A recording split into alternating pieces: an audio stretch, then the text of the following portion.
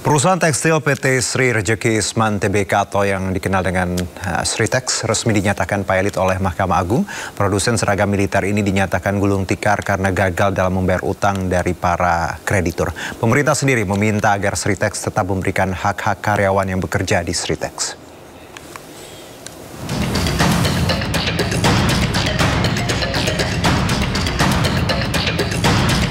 Puluhan ribu karyawan PT Sri Rejeki Isman Tbk atau Sritex kompak mengenakan pita hitam atau black ribbon di lengan di bulan Oktober silam.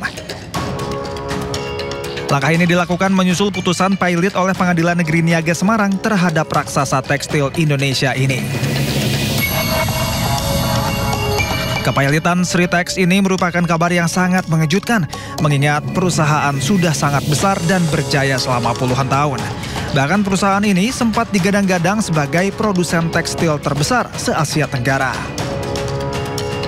Tentu saja, keputusan pilot tersebut berimbas pada kemungkinan PHK pada puluhan ribu karyawan Sritex. Merespons pilot emiten produsen seragam militer berkode saham Sril ini, Presiden Prabowo Subianto langsung memerintahkan menteri-menterinya untuk melakukan upaya penyelamatan Sritex. Menurut data pihak manajemen Sritex, jumlah karyawan Sritex mencapai 50.000 orang. Sehingga diperlukan upaya pemerintah untuk menyelamatkan puluhan ribu karyawan yang bekerja di Sritex. Menteri Ketenagakerjaan sendiri, Yasir Ly, meminta jajaran direksi dan manajemen PT Sri Rejeki Isman Tbk atau Sritex ini untuk tetap memprioritaskan nasib puluhan ribu karyawannya. Yasir Ly menjamin pemerintah akan mencari cara untuk menyelamatkan Sritex dari ancaman pilot. Yasir Ly mengungkapkan, Kementerian Ketenagakerjaan tengah menyiapkan langkah-langkah strategis Kemenaker dalam merespons kasus Sritex. Pemerintah memang sangat concern, gitu ya, bahwa PHK itu tidak boleh terjadi. Kita juga meminta bahwa Sritex harus tetap berproduksi seperti biasa, gitu ya, dan kemudian kita juga minta agar semua karyawan tetap tenang, karena pemerintah akan memberikan solusi yang terbaik buat mereka. Sebelumnya, Wakil Menteri Ketenagakerjaan Immanuel Ebenezer Gerungan juga sempat mengunjungi PT Sri Rejeki Isman Tbk atau Sritex di Sukoharjo, Jawa Tengah. Immanuel mengatakan kunjungan ke perusahaan raksasa bidang tekstil ini atas perintah langsung Presiden Prabowo Subianto. Kunjungannya ke Sritex ini juga bentuk konkret bahwa negara hadir. Immanuel menegaskan bahwa kehadirannya untuk memastikan nasib 50.000 buruh PT Sritex telah dijamin oleh perusahaan. Ketika mendapatkan informasi Sritex pilot, Presiden Prabowo langsung tugaskan 4 menteri, Menteri Keuangan, BUMN, Perdagangan, dan Menteri Tenaga Kerja. Nah, ini bentuk hadirnya saya ini adalah atas perintah Presiden. Sementara itu, Komisaris PT Sri Rejeki Isman Tbk atau Sritex Iwan S. Lukminto bertandang ke Kementerian Perindustrian dan melakukan pertemuan dengan Menteri Perindustrian Agus Gumiwang Kartasasmita dalam rangka membuat rencana menyeluruh untuk penyelamatan Sritex yang akan memberikan dampak sosial dan masyarakat secara langsung. Arahan dari Pak Menteri tetap harus jalan, spirit yang kuat. Jadi pegawai-pegawainya, kami, direksi, komisaris, semuanya itu kamera apa aja. Jadi kita harus mempunyai spirit ya. Tapi itu semuanya kami serahkan ke kementerian, semuanya regulasinya ada. Segala upaya dilakukan oleh Sritex saat dinyatakan pilot oleh Pengadilan Niaga di Pengadilan Negeri Semarang pada 21 Oktober 2024. Salah satunya dengan mengajukan kasasi.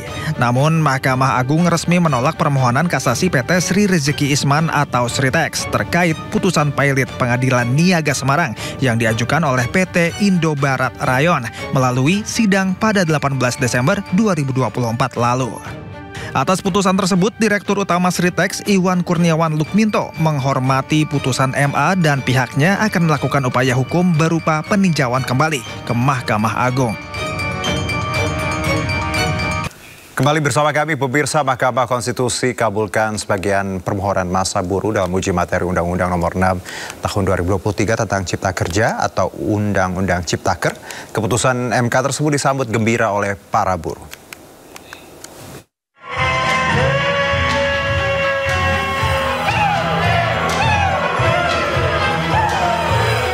Pada 31 Oktober 2024, Mahkamah Konstitusi atau MK mengabulkan sebagian gugatan uji materi Undang-Undang Cipta Kerja yang telah diajukan oleh Partai Buruh. Ada 21 norma dalam UU Ciptaker yang dikabulkan oleh MK. Sementara itu, satu pasal yang dimohonkan tidak dapat diterima, sedangkan permohonan selain dan selebihnya ditolak karena tidak beralasan menurut hukum. Sejumlah putusan penting dihasilkan dari uji material MK, diantaranya MK meminta DPR dan pemerintah membuat UU Ketenagakerjaan baru dan memisahkannya dari UU Nomor 6 Tahun 2023. Batas waktu perjanjian kerja waktu tertentu pun ditetapkan paling lama 5 tahun. Sementara, pekerja alih daya atau outsourcing hanya diperbolehkan untuk selain pekerjaan utama. Besaran uang pesangon bagi karyawan yang di PHK pun dikembalikan ke Undang-Undang tahun 2003. Karyawan yang di PHK juga berhak dapatkan pesangon dan uang pengganti hak. MK juga menilai UU Ketenagakerjaan dan UU Ciptaker tumpang tindih, sehingga mengancam perlindungan hak dan kepastian hukum bagi pekerja dan pemberi kerja.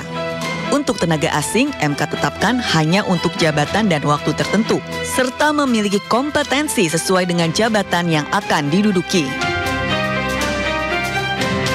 Ini adalah kemenangan rakyat yang kedua kalinya. Yang pertama tadi saya sudah jelaskan ketika MK memutuskan revisi terhadap Undang-Undang Pilkada. Kemenangan kedua yang dilakukan judicial review oleh Partai Buruh adalah kemenangan kaum buruh, termasuk rakyat kecil yang bekerja di sektor informal. Ini adalah kemenangan kita kembali, rakyat, buruh, buruh formal, buruh informal, bahkan kaum petani dan kelas pekerja lain.